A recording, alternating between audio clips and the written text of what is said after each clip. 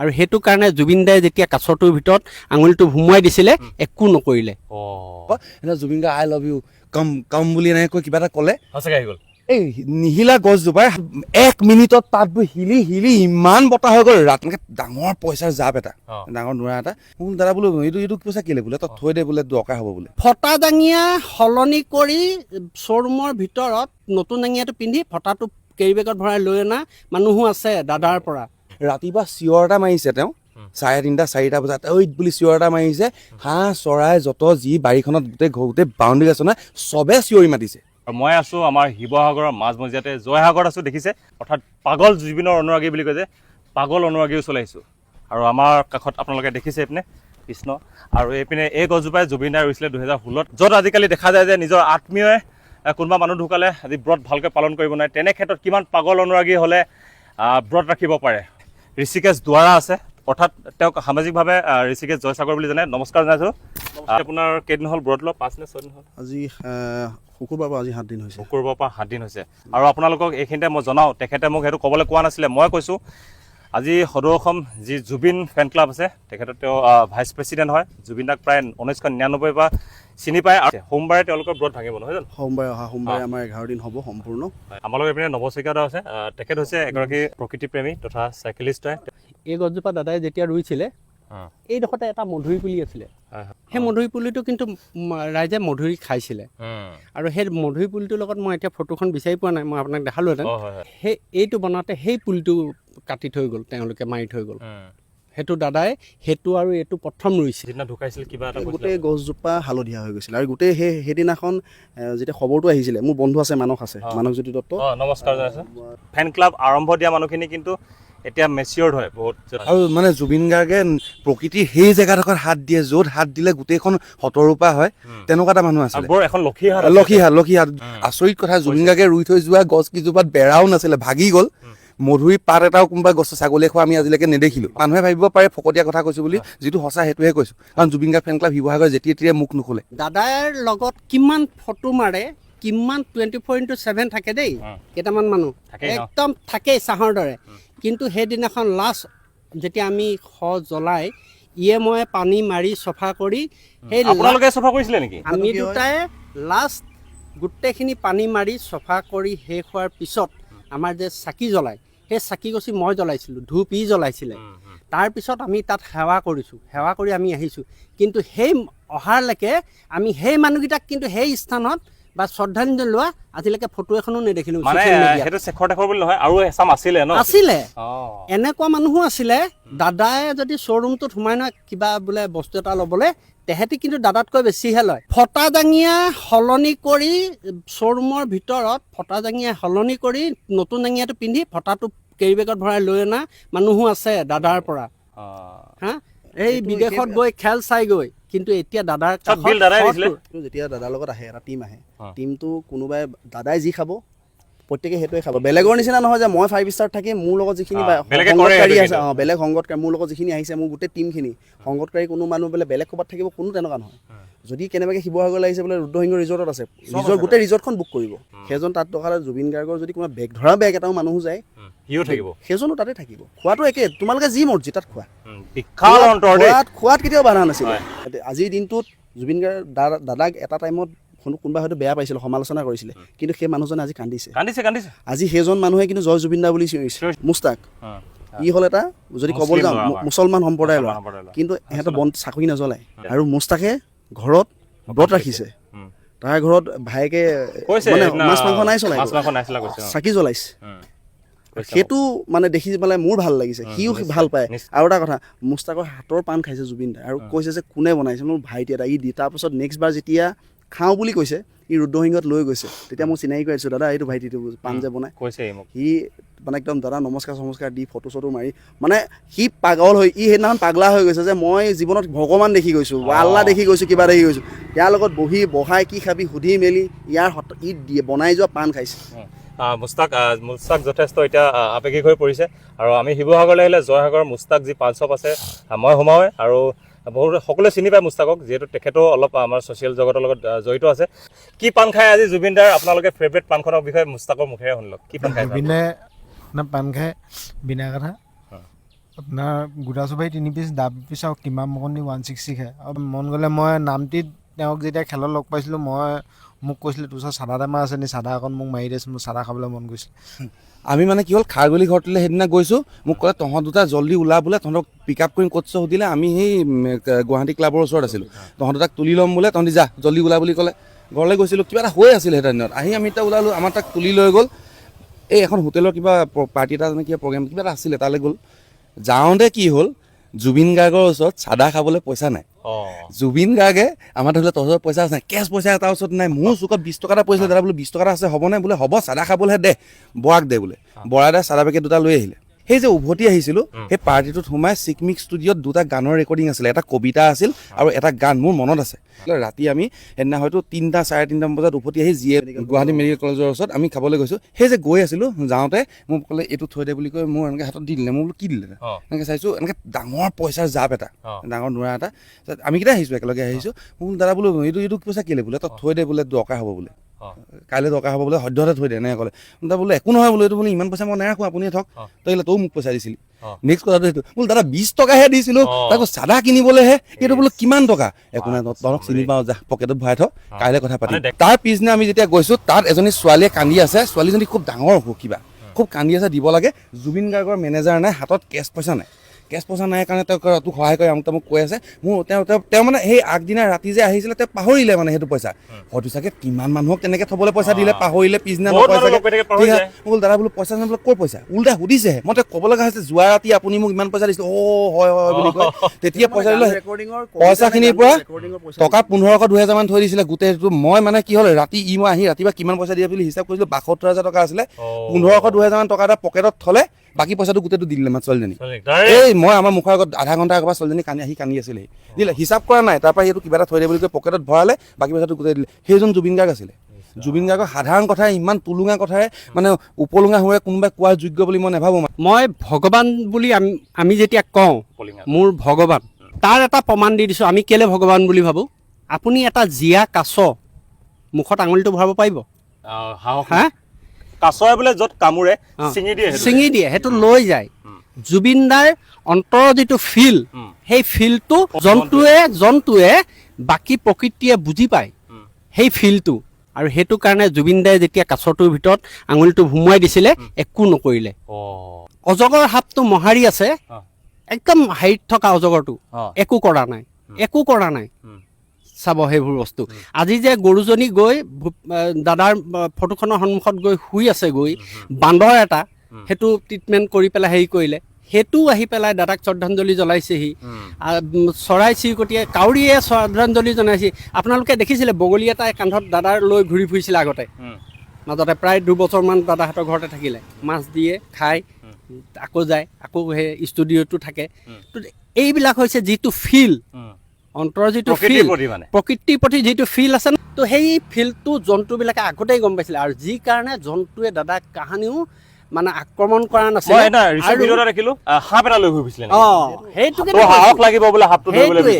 জিন্দা সাপ গাড়ীত ভিতৰত সোমালে, তেওঁ সেই সাপটো নিজে ধৰি বাকী ৰাজা দা, দিগন্ত দা গাড়ীৰ পৰা নামি পলালে। সেইটো নি পেলাই হস্পিটেলত একদম ট্ৰিটমেণ্ট কৰি এৰি দিছে।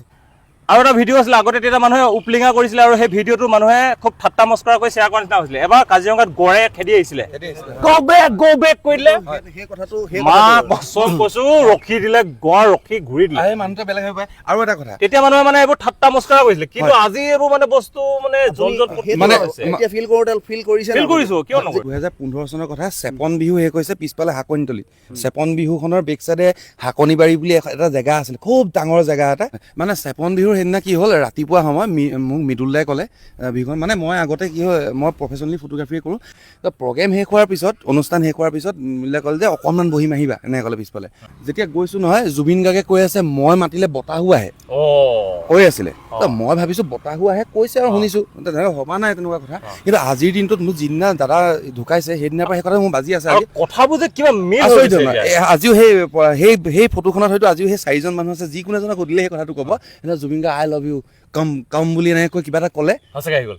এই নিহিলা গছজোপাই শাকনি বাৰী বুলি কৈছো চেপন বিহুলৈ গ'লে আপোনাৰ গাৰ নাম থিয় হৈ গৈছে চেপন বিহুলৈ গ'লে পিছফালে এজোপা ডাঙৰ গছ এতিয়াও দেখিব জোপোহা কি গছ আছিলে পাহৰিলো আম গছ নে কি আছিলে গছজোপা এতিয়াও আছে 1 মিনিটত পাতবোৰ হিলি হিলি ইমান বতাহ হৈ গ'ল ৰাতিপুৱা কেতিয়াবা মানে বহাগত ৰাতিপুৱা সময়ত ৰ'দটো চোকা হয় অকণমান গৰম হয় আইডোখৰ ইমান মুহূৰ্তত বতাহ হৈ গ'ল আমাৰ কাৰণে এটা সময়ত সেইবোৰ সাধু কথা নিচিনা আছিলে এইবোৰ শুনিছিলো দেখিছিলো আছিলে এতিয়া ৰিয়েকশ্যন কৰে এইবোৰ সঁচাই আছিলে ৰিয়েল আছিলে কিবা তেনে অসম্ভৱ কথা এটা কোনো গছ লৰা নাই সেই গছজোপা পাতবোৰ হঠাৎ হিলিছে বতাহ মাৰিছে নিজৰ পাৱাৰটো তেওঁ অনুভৱ কৰিছিল আৰু এটা মই এটা ৰিচেণ্ট ইণ্টাৰভিউ দেখিলো তেওঁ কৈছে যে মই বোলে যেতিয়া মৰি যাম এনেকুৱা এটা কাম কৰি থৈ যাম ন চাবি বুলি কৈছিলে আৰু সেইটোকে কি কাম মানে সেইটোৱে কাম আৰু চবে দেখিছো এই কামটো কিবা হেৰি নাই একলগো কৰিলে আৰু এনেকুৱা আজি চবে বিশ্ববাসীয়েও তেখেতৰ কথা গম পালে বলিউডে তেওঁক তেতিয়া ইমান গুৰুত্ব নিদিলে কিন্তু আজি বলিউডে চিনি নোপোৱা যেন লিখিবলৈ বাধ্য হৈ গ'ল যিটো খাৰগুলি ঘৰ আছিলে ঘৰটোত বিভিন্ন ধৰণৰ আপোনাৰ গছ চৰাই বাঁহ আছিলে হাঁহ আছে ক'ৰবাত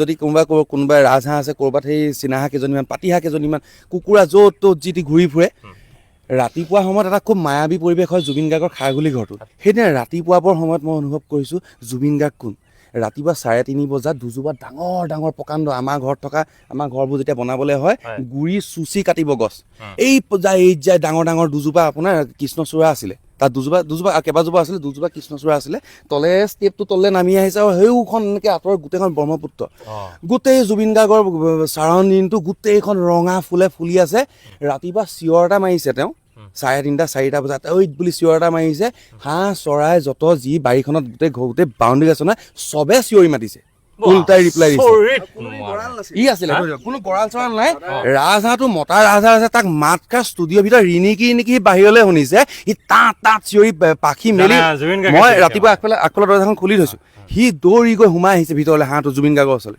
মাতটো শুনি বাঁহ চাহটো নাই নিজে ওলাই আহিছে 4:30 বজাত এটা মাতত গোটেই চাৰাউণ্ডিং বাউণ্ডেৰীটো চব এক্টিভ হৈ যায় মুহূৰ্তত কি মানুহ কি চৰাই কি কুকুৰ চব এক্টিভ হৈ যায় জুবিন গাৰ্গ সাৰ পালে শখ হৈ গৈছো মানে খাৰগুলি ঘৰটোত আপোনাৰ তাত যিমানখিনি জীৱ জন্তু আছিলে তাতে আপোনাৰ হেৰি নাছিলে এটা গঁৰাল নাছিলে আৰু দাদা ওলাই গ'লে এতিয়া দাদাৰ খুব প্ৰিয় চিয়ান আছিলে যিটো ডগিটো আছিলে এতিয়া দাদাৰ ভাগত এটা ডগি আছিলে ব্লেক কালাৰ মাজত হেৰাইছিলে বুলি ফেচবুকত পষ্ট দিছিলে তাৰ নাম দিছিলে ৰেম্বো লগত তাক ৰাখি শুৱাইছিলে সেই ওপৰ মহলৰ পৰা দাদাক RCC বিল্ডিং ওপৰৰ পৰা তলত পৰি গ'ল ডগিটো ব্লেক কালাৰ তাক ধৰি মেলি তাক গোটেই বেণ্ডেজ কৰি তাক ট্ৰিটমেণ্ট কৰি তাক এতিয়া দৌৰিব পৰা কৰি পেলালে সেইটো ইমানেই আৰু তাৰ যিজনী বক্সাৰ এজনী আছে তাইৰ নামটো টিয়া তাই যিমান দূৰতে নাথাকক এটা শব্দত আহি পেলাই দাদাৰ সন্মুখত আহি একদম চাবধাপ পুলিচ ষ্টেচনত বহি পেলাই ৰৈ চাই থাকিব ইমানেই দাদাক মানিছিল আৰু তাত গছ ৰুৱে মানুহজনক দেখোঁ এতিয়া য'ত থাকে জোনালীত আছিলে খাৰগুলিৰ পৰা তাততো ঘৰটো 4 বছৰমান হ'ল গুচি হয় এতিয়া জোনালীৰ যিটো ঘৰ আছে কিবা এটা গুজ মাৰি ৰুই দিয়ক না হৈ যায় আমেৰিকাৰ পৰা নে ক'ৰ পৰা তেখেত যাওঁতে এজোপা গছ আনিছিলে যিজোপা সেই এনভাইৰমেণ্টটোতহে ডাঙৰ হয় মেপল কিবা সেই গছজোপা তাতহে ডাঙৰ হ'ব বা তাতহে হেৰি হ'ব সেই গছজোপা তাৰ পৰা দি পঠাওঁতে ক'লে যে এইটো তাত নহ'ব এইটো অসমত এইটো এনভাইৰমেণ্টে নাই সেই দেচোন মই লৈ যাম আনি পেলাই ৰুই দিলে এই চাতটীয়া গছ সেইজোপা গছ ক'তোৱে নাই নাৰ্চাৰী গহপুৰৰ এজন আছে নামটো তেখেতৰ নাম বকুল গগৈ প্ৰকৃতিপ্ৰেমী মানে সেইজনৰ যথেষ্ট অভিজ্ঞতা আছে গছৰ ওপৰত তেখেতে সেই গছজোপা দেখি পেলাই তবা খাই গৈছে দাদা এইজোপা গছটোতো কোনো কাৰণত ইয়াত নহয় সেইজোপা কেনেকৈ আনিলে মই আনিলোঁ ৰুলোঁ দাদাই এটা স্ক্ৰিপ্ট ৰেডি কৰিলে জুলু ৰঞ্জু হাজৰিকা জুলু বুলি যিখন উপন্যাস আছিলে তাৰ ওপৰত ভূতৰ জুলু বুলি এটা ষ্টৰী আছিলে বনৰীয়া ম'হৰ ওপৰত আছিলে এটা কাহিনী তো জুলুৰ নামত দাদাই চিন্তা কৰিলে যে অসমে কৰা নাই বেলেগে কৰা নাই ক'ব ন অসমত এনেকুৱা এখন ছবি হ'ব লাগে জুলু নিচিনা বন্যপ্ৰাণী ম'হ এটাৰ ওপৰতো যে চিনেমাখন হ'ব লাগিব এবাৰ ম'হ তেওঁ ধৰিলে এইটো একদম ধৰিব লাগে তো ক'লে যে এতিয়া ম'হৰ ব্যৱস্থাটো কি হ'ব মই ক'লো যে ম'হ ট্ৰেইন কৰা মানুহো আছে বোলো অৰুণাচলৰ এটা জনগোষ্ঠী দাদা তুলি আনো ক'লে ব'ল বোলে ওলা ছিজনৰ পিছত বোলো তেতিয়াহ'লে ম'হটো আমাৰ লোকেল লগ বোলো কেনেকৈ বাহিৰৰ ম'হ এখন কৰা হ'ব বোলে ঠিক আছে ম'হ বিচাৰ এই ঋষিয়ে মই সেই তাতে ম'হ কেইটামান চালোঁ দুটা ইমান ধুনীয়া ধুনীয়া পোৱালি পালোঁ দাদাক ৰাতি লৈ গৈছোঁ ম'হৰ এই পথাৰৰ মাজত জেৰেঙাৰ মাজত ম'হ এটা দেখালে যে এই ম'হটা কিনা হ'ব কথা পাব ওলালে দাদা বোলো এই বস্তুটো ট্ৰেইন কৰা হওক বোলে ট্ৰেইনটো হয়তো চিনেমাৰ কাৰণে কৰিব লগা হ'ব পাৰে কিন্তু মোৰ লগত ই থাকিলে বোলে ট্ৰেইন কৰা প্ৰয়োজন নহ'ব কেলে বোলো কেলে তই মিছন চাইনাখন এতিয়া ওলাব নহয় চাবি ৰ মোৰ এটা কুকুৰ আছে চিয়ান বোলে চিয়ানকতো চিনি পাৱ তই বোলো অঁ বোলে চিয়ানক বোলে মই তেনেকুৱা নাই নহয় জীৱনত, তই মিছন চাইনাখন চাবি। এতিয়া চবে মনত পেলাই দিলে হ'ব মিছন চাইনাত চিয়ানে কৰা এক্টিং ভূমি। চিয়ান কোনো মানে ট্ৰেইন কৰা কুকুৰ নাছিলে, জুবিন গাৰ্গে যিটো কয় তাকে শুনে, আৰু জুবিন গাৰ্গে যি ক'বলৈ বিচাৰে সি বুজি পায়। আচৰিত কথাটো সেইটো। সেইটো বাদ দিয়ক না, আপুনি যে ভাটৌ চৰাইজনী দেখিছিলে নাই? হয়। কাকা কৈ দিয়ে বুলি কৈয়ে দিয়ে। এনে কাৰ আছিলে এজনী? হয় কাৰ আছিলে? এই এনে বেলেগৰ আছিলে, তাকো লোকৰ ভাটৌ এজনী, সেইজনী লোকৰ ভাটৌজনী কাকা বুলি ক'বলৈ কৈছে, সেইজনী কাকা বুলি কৈছে। যিকেইটা আটাইতকৈ হিংসুক ডগীকেইটা, অ'। যিকেইটা পুহিব নোৱাৰে ঘৰত, অ'। দাদাক আনি দি থৈ যায় সি দাদা, আৰু আনি পেলাই থৈ দিয়ে, দুদিনৰ পাছত সি ফেমিলি হৈ যায়। আচৰিত দেই। যিটো মই এটা পালোঁ, তাতে আনিছিলে লেব ডগ এটা, সি অবাক মানে হৈ গৈছো হিংসুক হৈ গ'ল, হিংসুক হৈ মানুহ কামুৰিব ল'লে। সি 3-4টা মানুহক কেইবাবাৰো এটেক কৰিলে, লাষ্টত ঘৰৰ মানুহক এটেক কৰিলে। ঘৰৰ মানুহে এতিয়া কুকুৰটো এৰি দিব নোৱাৰে, আনি পেলাই কৰিলে কি দাদাক দি থৈ গৈছে। আৰু এটা কথা সুধিছোঁ, খাৰগুলি যিটো ঘৰ বনাই আছে নতুনকৈ কনষ্ট্ৰাকশ্যনত হৈ আছিলে, আৰু তাত তেওঁৰ থকাৰ খুব শেষ ইচ্ছা আছিলে, শেষ বুলিয়ে ক'বলৈও তাতে থাকিম বুলি কৈছিলে। তাত এটা সিংহ থোৱা কথা কৈছিলে, ক'ত ৰিয়েল সিংহ নে বনাই পিনি থোৱা সিংহৰ কথা? সেইটো দাদাই ভগা প্লেন আছে, সেইটো কথা। ৰিয়েল সিংহ থম বুলি ভাবিছিলে তেওঁ। মানুহজন যেতিয়া গুচি গ'ল মানে আমি ক'ব নোৱাৰো, তেওঁৰ সপোনবোৰ আজব ধৰণৰ। সিংহটো থম বুলি কৈছিলে তেওঁ। তেওঁ যদি কয় নহয় মই ফেটিহে পুহিম, মানুহে কিন্তু অস্বীকাৰ কৰিব নোৱাৰে, সেইটো মিছা বুলি ভবাটো সেইটোহে মোক আমি এটা পুহি দিয়া মানুহ। গতিকে সিংহ যদি পুহিম বুলি কৈছে, হয়তো সিংহ পুহিলেহেঁতেন যদি চৰকাৰে পাৰ্মিশ্যন দিলেহেঁতেন, কিন্তু ক'ব নোৱাৰো, আপোনাক মইতো ক'ব নোৱাৰো সেইটো পুতলা সিংহ বুলি। যিটো কয় কথা কয় ন, যিটো মানে ভাবে বা আপুনি মই ভাবো এইটো কথা মিছা কথা, ইম্পচিবল কথা। আৰু তেখেতৰ আৰু মানুহজনে এই চিন্তাধাৰাবিলাক অলপ বেলেগ ধৰণৰ, সেই বেলেগ ধৰণৰ থকাৰ কাৰণে মানুহজন আজি তাৰিখটোতো বেলেগেই হৈ থাকিলে, ভগৱানেই হৈ গ'ল। সেই স্থানটো আমি দিবলগীয়া নাই হয়, সেই স্থানটো তেখেতে নিজেই বিচাৰিছে। সেইটো কোনোদিন বতাৰ পিছত দৌৰা নাছিলে সেইজন মানুহ। এই মানে ফকতীয়া কথাবোৰ পাতিবৰ কাৰণে তেওঁ মানে ইমান ফ্ৰী থাকিলে, মানুহটো ইমান সময় মানুহ তাক মাৰি পেলাব মানে, তাতো সোমাই এই ফকতীয়া কথাবোৰ শুনিবৰ কাৰণে, ক'ত কি হৈ থাকে। তেওঁ কৰকনাথ খাব বিচাৰি তেতিয়া তেওঁ ইয়ালৈ আহে। সেই যে তাৰ পৰা যে গুৱাহাটীৰ পৰা আহে যে, আমাৰ যিকোনো এটা মানুহে ফোন কৰিব, সেই কৰকনাথ সময় ৰাতিলে হ'বনে, সেই তেনেকুৱা টাইপৰ আছিলে। লাষ্টত জুবিন গাৰ্গৰ কাৰণে আমি ফাৰ্মিং কৰিবলৈ ল'লোঁ, জেগাই কুকুৰা থ'বলৈ ল'লোঁ, সেই পুহ মানুহটো আহিলে খুৱাব লাগিব। এতিয়ানো কোনেনো বিচাৰি আহিব কৰকনাথ। তেওঁ কিন্তু মানে কথাটো এনেকুৱা ধৰণৰ, তেওঁ কোনোবা এটা বিষয়ত যদি সোমাই নহয়, তেওঁ সেইটো সম্পূৰ্ণ বেছি একদম ভিতৰলৈ সোমাই যায়। গতিকে তেওঁ মানে কিছু ক্ষেত্ৰত টেনশ্যন হোৱাটো স্বাভাৱিক। গতিকে আমাৰ যদি সেই তেতিয়াৰ যদি ৰাইজে যদি চিন্তা কৰিলে লগত থকা হ'লে, কিন্তু যে মানুহটো যথেষ্ট দুৰ্বল হৈ গ'ল, এতিয়া অন্ততঃ সেই আগৰ দৰে চলিব নোৱাৰি, আগৰ দৰে জুবিন গাৰ্গৰ লগত সেই সময়ত যদি সেই বয়স অনুযায়ী যদি তেওঁৰ ট্ৰিটমেণ্টটো হ'ল, হয়তো আজি দিনটো নাহিলে। মোৰ পেংকাইটিছ পালে, আৰু সেই মই দেখুৱাবলৈ গৈছিলোঁ গুৱাহাটীত 15 তাৰিখ 16 তাৰিখৰ দিনা দাদাৰ লগত 15 তাৰিখলৈকে মই একেলগে আছোঁ। তেখেতলৈ মোক শেষৰ টাইমত একদম সেয়া চাওক। মই আৰু এটা কথা, তেখেতে NK প্ৰডাকশ্যনৰ পৰাই তেখেতে বহুত উঠিছে। NK প্ৰডাকশ্যনত কিবা হ'ল পাছতীয়াভাৱে সেইবোৰ ক'ব নাযাওঁ, কিন্তু এনেকুৱা বস্তু মিলিছে দেৱদাৰ লগত, মানে দেৱ বৰকতিক লৈ ইমানে কাম কৰিলে। কাইলৈ ধৰি লওক ছিংগাপুৰ যাব, দেৱ বৰকতিকো তাৰ আগদিনাই গৈ লগ পাইছে। কেনেকৈ ভগৱানে লগ খুৱাইছে সেই মানুহখিনি, আৰু এই দাদাহঁতক ঋষিদা কেনেকৈ লগ পালেগৈ শেষৰ মুহূৰ্তত। যদি আপুনি সেইখিনি সময় যদি লগ নাপালে, আপোনাৰ জীৱনৰ ডাঙৰ ট্ৰেজেডি হৈ গ'ল। কিন্তু আপোনাক ভগৱানে দিছে সেইটো। মই মইতো ডিব্ৰুগড়ত আছিলোঁ, অকণ শাৰীৰিক অসুস্থতাৰ কাৰণে মই ফোন কৰিলোঁ মোৰ ভাইটিটোক কিবা এটা কথাত। সি দাদাৰ লগতে আছিলে, সি লগে লগে কৰিলে ঋষিদাৰ বোলে পেংকাইটিছৰ প্ৰব্লেম হৈছে অলপ। দাদাই লগে লগে ফোনটো ধৰি পেলাই কথা পাতিলে, দাদাহে ফোন কৰিলে, তোৰ কি হ'ল? বোলো এনেকুৱা কথা দাদা, মোৰ অলপ বোলো ৰাইট চাইড পেটটো বিষ হৈ আছে, খোৱা বোৱা টাইমত নকৰোঁ নেকি? বোলো সময়তে খাওঁ, কিন্তু খোৱাটো মোৰ বাহিৰত হয়, আৰু তইতো মদ পানীও নাখাওঁ, তো ইমান তোক এনেকুৱা পেংকাইটিছ পালে, তই কাম কৰচোন, তই ডিব্ৰুগড় দেখুৱাব নালাগে, তই গুৱাহাটী গুচি আহ, মই নেম কেয়াৰত কথা পাতি দিম, এবাৰ তই গুচি আহ। সেইদিনাখন ৰাতি কথা পাতিছোঁ, পিছদিনাখন মই গুৱাহাটী যাব লাগে। মই মানে ফোন কৰি পেলাই মানে চাতিলে যে আহ তই পতা কি হৈছে ভালকৈ দেখুৱাই লোহি। মই 12 তাৰিখ নে 12 তাৰিখৰ দিনাখন মই গৈ পেলাই পালোঁগৈ গুৱাহাটী। তেখেতে কথা পাতি দিছে, মই গৈছোঁ হস্পিটেলত, গৈ পেলাই মই চিট লৈ মেলি ট্ৰিটমেণ্ট কৰি মেলি, তাৰপৰা দাদাই মানে কৈছে তোৰতো পেংকাইটিছে পাইছে অলপ, কিন্তু তোৰ দৰৱ খালে ভাল। তেখেতে মোক গোটেই সিদিনাখন দাদাই লাষ্ট ৰৈ বিনালে চিনেমাখনৰ আহিবলগীয়া 31 তাৰিখে যিখন চিনেমা ৰিলিজ দেখিছোঁ ভিডিঅ'টো আপোনাক মই, তাত সেইখন চিনেমাখনৰ 31 তাৰিখৰ গানটোৰ লাষ্ট তেখেতে ৰেকৰ্ডিং কৰিছে, আৰু তাত থকা যিমান মানুহ আছে তেখেতে নাম দিছে এইজন মিষ্টাৰ পেংকাইটিছ। বোলে কি হ'ল? তেখেতৰ স্বাস্থ্য ঠিকে আছে, কিন্তু তেখেতক পেংকাইটিছে পালে। তই কিন্তু খোৱা বোৱাত ৰাখিবি ভালকৈ, টাইমত কৰিবি, বইল খাবি, আৰু ডক্টৰে যিটো ৰিপৰ্ট দিয়ে মোক দেখুৱাবি এবাৰ। মই ডক্টৰৰ ওপৰতটো মোক কৈছে ধেমালিতে আৰু সেইদিনাখন মই ভাত খাব নোৱাৰোঁ, এনেও ডক্টৰে মোক ভাত খাব মানা কৰিছে। দাদায়ে কৈছে যে তই দালি খা, তই বইল দালি খাব পাৰিবি। মই এইখিনিতে এটা কথা কওঁতে, আমি ভিডিঅ' কৰোঁতে মোক ক'ৰবাত অলপ হাঁহি গৈছোঁ, আমি পাহৰি গৈছোঁ যে জুবিন দা আমাৰ মাজৰ পৰা নাই বুলি, সেইটো নাই আছে নিচিনা লাগি পিনি, আৰু তেখেতৰ যিখিনি খুহুতীয়া বা কথা আছিলে তাৰ ফলতে যদি হয়তো ওলাব পাৰে, এইটো কোনো এটা বেয়া নহয়, আপোনালোকে জানে এনেকুৱা উদ্দেশ্যই নহয়। আমি পাহৰি গৈছোঁ, মুগ্ধ হৈ পিনি সেই দিনটোলৈ মনত পৰিহে আমাৰ মুখৰ পৰা হয়তো হাঁহি ওলাব পাৰে, হয়নে? স্মৃতিয়েহে কন্দুৱাইছে, আৰু যদি হাঁহিছো নহয় সেই স্মৃতিবোৰে হহুৱাইছে, যিবোৰে সদায় হহুৱাই থাকিব। এইটো কোনো আমাৰ বেলেগ হাঁহি নহয়। আৰু জুবিন গাৰ্গৰ আৰু এটা কথা আছে, জুবিন গাৰ্গৰ খংটো মানে খংটো দেখা মানুহে গম পাব জুবিন গাৰ্গৰ খং কিয় উঠে। খং সেই আচৰিত কথাবোৰত উঠে যিবোৰ কথা নোহোৱা নোপোজা ঘটনা এটা লৈ যদি কোনোবাই কিবা কাম কৰে, অযথা কথাবোৰত যদি কামুৰিবলৈ আহে না, সেই কথাবোৰত জুবিন গাৰ্গৰ সাংঘাতিক কিছুমান কথা খং উঠে।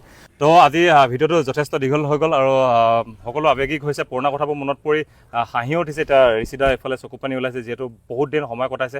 বহুত এনেকুৱা কথা আছে যিবোৰ হয়তো আজি তেখেতসকলক বহুত দিনলৈকে আমনি কৰি থাকিব, আৰু আমি তেখেতসকলক জুবিনদাক আমি এনেকৈ জীয়াই ৰাখিব লাগিব। আজি কোনোবা পথ অৱৰোধ কৰি বা ক'ৰবাত আমি দৰ্জা ভাঙি, কাৰোবাৰ হোটেল ভাঙি পিনি তেনেকৈ জুবিন গাৰ্গে মানে তেখেতক জীয়াই ৰাখিবলৈ কেতিয়াও কোৱা নাছিলে। সেইখিনি সময়ত আমি ন্যায় বিচাৰিব লাগে। ন্যায় বিচৰাটোৱে আমাৰ এটা দুৰ্ভাগ্য হৈছে যে ন্যায় বিচাৰিবলগীয়া হ'ব নালাগিছিলে, এইটো নিজে নিজে হৈ যাব লাগিছিলে কামখিনি।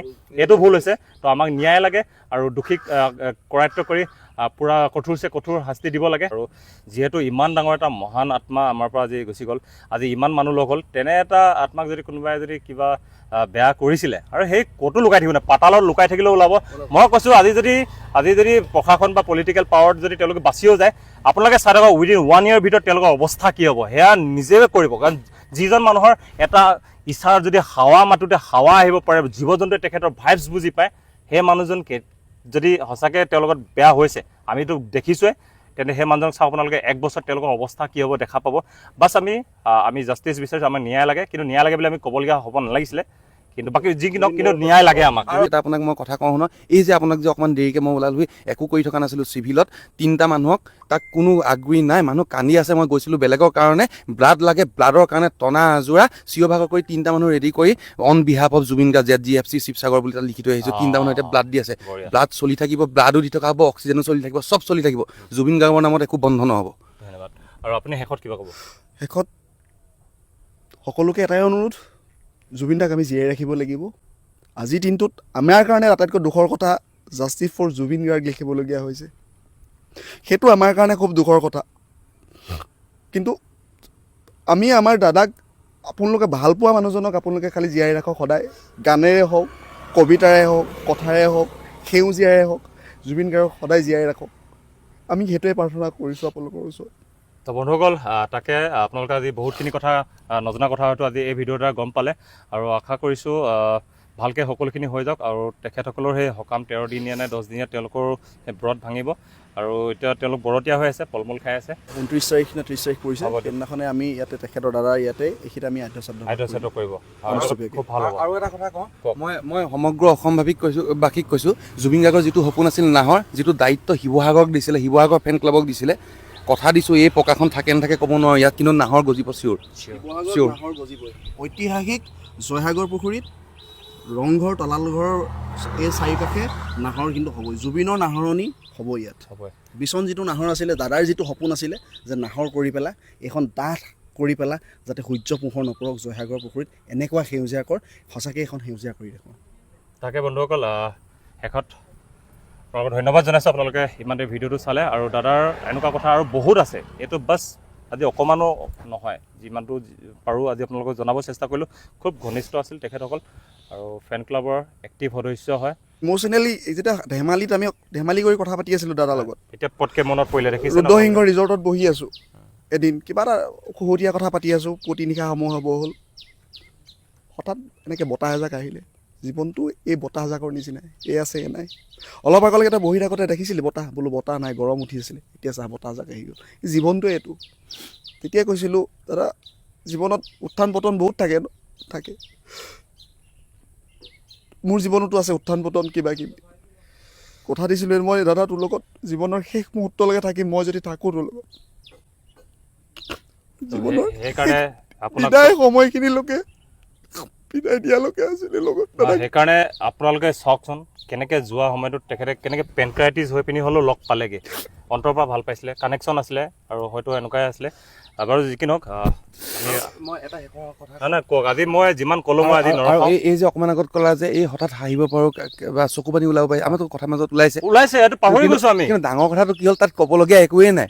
কাৰণ বেলেগৰ কাৰণে জুবিন গাৰ্গ নামৰ মানুহটো মৰিলে, আমাৰ কাৰণে একেচিয়া হৈ ফুলিছে জয়সাগৰ পুখুৰীত, ফুলি থাকিব নাই। আমিও থাকিম, বন্ধুসকল শেষৰবাৰ আকৌ কৈছোঁ আপোনালোকক বহুত বহুত ধন্যবাদ ভিডিঅ'টো ইমানে চোৱাৰ বাবে ধন্যবাদ